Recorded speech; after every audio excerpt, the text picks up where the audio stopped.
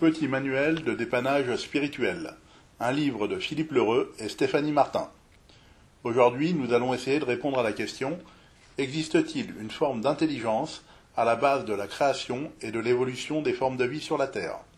Pour le savoir, commençons par étudier la différence entre la matière inerte et la matière vivante. Prenons par exemple un stylo à billes avec un corps en plastique et décomposons-le en éléments plus simples. Le plastique qui le compose est un assemblage de différentes molécules. Et les molécules de ce plastique sont toutes faites à partir d'atomes, notamment d'atomes de carbone. On a donc le schéma d'organisation suivant: atome, molécule, forme. Et ce schéma est aussi valable pour tous les objets en matière inerte fabriqués par l'homme. À noter que l'organisation directe atome-forme marche aussi comme pour cette épée en fer. Maintenant, prenons un être humain, homme ou femme, peu importe, et faisons-lui subir la même décomposition. Notre corps est composé d'organes, faits à partir de tissus, qui sont eux-mêmes faits à partir de cellules. Ces cellules sont construites à partir de molécules, et les molécules à partir d'atomes.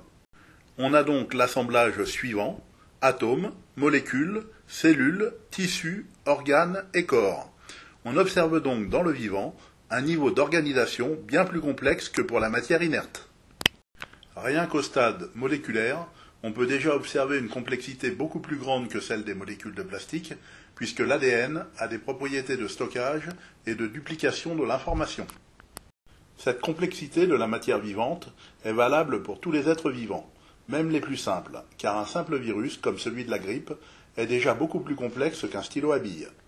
Pour répondre à notre question, il suffit en fait de jeter un coup d'œil sur le tableau périodique des éléments, facilement consultable sur Internet. Vous pouvez vous rendre compte que ce sont les mêmes atomes de base qui servent à la construction du vivant ou de l'inerte. Pour le vivant, ils sont simplement agencés d'une manière plus complexe. On peut en effet retrouver un atome de carbone dans une molécule de plastique comme dans une molécule d'ADN. On en déduit donc que si ce sont les mêmes atomes qui servent à la construction de l'inerte et du vivant, ils obéissent forcément aux mêmes lois.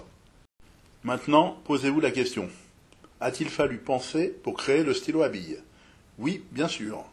On constate donc que l'intelligence humaine est capable d'organiser la matière jusqu'à un certain point qui ne dépasse pas pour l'instant le stade de l'inerte. Jetez un coup d'œil autour de vous: téléviseurs, ordinateurs, smartphones ne sont en fait qu'organisation de la matière par la pensée humaine. A-t-on déjà vu un stylo à billes apparaître spontanément au bout de millions d'années d'évolution? Non. Pourtant, créer un stylo à billes, même par hasard, est beaucoup moins complexe que de créer une simple molécule d'ADN. De tout ceci, on peut en déduire la loi suivante: si la matière inerte obéit à l'intelligence humaine, alors la matière vivante, qui est plus complexe, peut très bien obéir à une intelligence supérieure à celle de l'homme, une forme d'intelligence complètement différente de la nôtre, dont chaque forme de vie hériterait d'une partie, et qui n'aurait absolument rien à voir avec la notion de Dieu, préoccupé uniquement par les affaires humaines. C'est simplement logique et rien de plus. D'ailleurs, si nous étions plus intelligents, nous pourrions sûrement construire du vivant. Pour l'instant, on se borne à le modifier dans les labos de recherche génétique. Attendons le futur, et on verra, car tout ce qui existe, vivant ou inerte, est fait à partir de l'assemblage des atomes visibles dans le tableau périodique des éléments. Une des propriétés d'un corps vivant est qu'il peut mourir. Pourquoi? Rappelez-vous la loi de Lavoisier: rien ne se perd, rien ne se crée, tout se transforme. À chaque fois qu'une molécule est détruite, les atomes qui la composaient sont récupérés par d'autres atomes pour reconstruire de nouvelles molécules. L'atome n'en a absolument rien à faire de la molécule dans laquelle il se trouve. Cela ne change rien pour lui de faire partie d'un homme ou d'un stylo à billes. Il passe son temps à changer de molécule, c'est son but. Il y a en quelque sorte réincarnation atomique dans de nouvelles molécules. Nous allons voir maintenant que cette loi dépasse de loin le stade de l'atome. Reprenons le cas de l'homme. Au départ, la masse de cellules qui nous compose est le fruit de la rencontre entre un spermatozoïde et un ovule. Ce spermatozoïde et cet ovule sont composés chacun d'un petit nombre d'atomes.